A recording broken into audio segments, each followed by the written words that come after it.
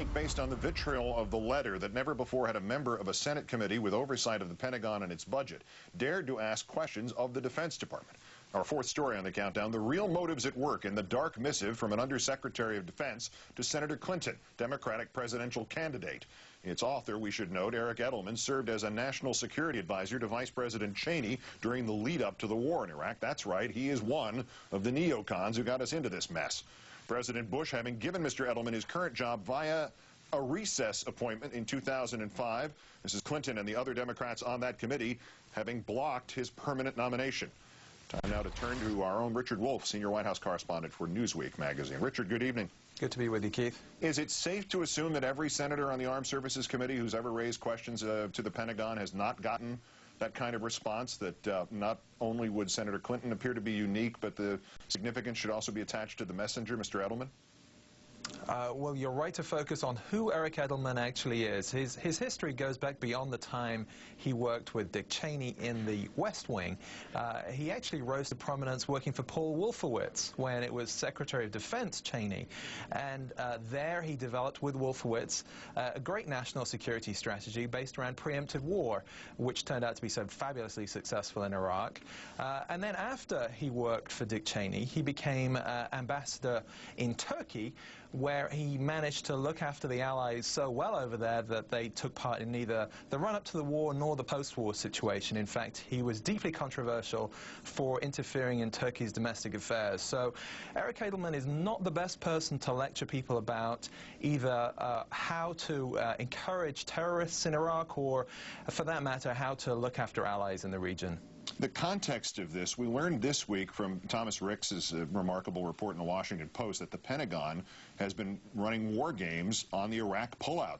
Is there an irony, do you think, to the fact that they are asking these very questions of themselves, and by extension from the Edelman letter, is the Pentagon endorsing enemy propaganda? Well, the Pentagon is doing what it should be doing, which is contingency planning. Otherwise, why on earth does it have all those contingency planners?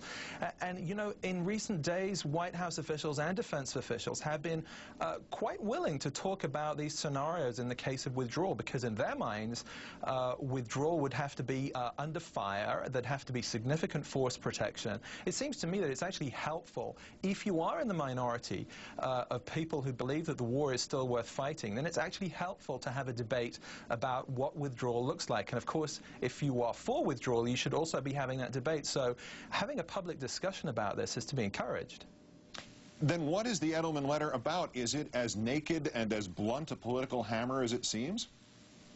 It certainly sounds that way to me. I mean, the conflation of Vietnam, Somalia, and Lebanon is so strange. You know, it offers a window into the mindset that all that matters when it comes to the exercise of power is the strength of the will of the leaders in America and American public opinion. Those could not be three more different scenarios for a defense official, for someone engaged in policy, to draw a comparison between something of the size of Vietnam and two peacekeeping humanitarian missions engaged under strange rules of engagement. It's bewildering. I think you have to look at it as a political effort by Edelman. And it certainly is the loudest noise made in this area, but for days, possibly for weeks, there have been these murmurs and rumblings in places that this was the next political tactic to be taken by the administration, that it was time to get out the blame the critics, it's the anti-war faction's fault. If only they had not said what they said, did what they did, protested violations that they protested, this all would have gone well in Iraq. Is that what's actually happening here? I think there are a number of people who believe in the war still in the administration, who believe it can be salvaged, but would like to set this up so that, look, they know in their hearts that calling the Democrats defeatist didn't work last time around, but maybe if they hold out for the war, that after they leave office, if everything carries on this way, they can just blame it all on their successors. That's what really they're teeing up here. It's not just about the election, it's the post-election. But in the interim, it works very nicely for the election, does it not? If you can tag, if Senator Clinton is the nominee and you can tag her with, she's one of the ones who cost us Iraq, that goes a long way next year, in their eyes at least, does it not? That is the Karl Rove playbook, but look at how it played out in 2006. They tried to use the defeatist line, and there are a number of Republicans out there who lost their seats because it just didn't work. Yeah, but as you know, anything untoward that the administration does, the conclusion is we just didn't do enough untoward stuff. Richard Wolff of MSNBC and Newsweek, as always, Richard, great thanks. Anytime. It gets creepier and creepier.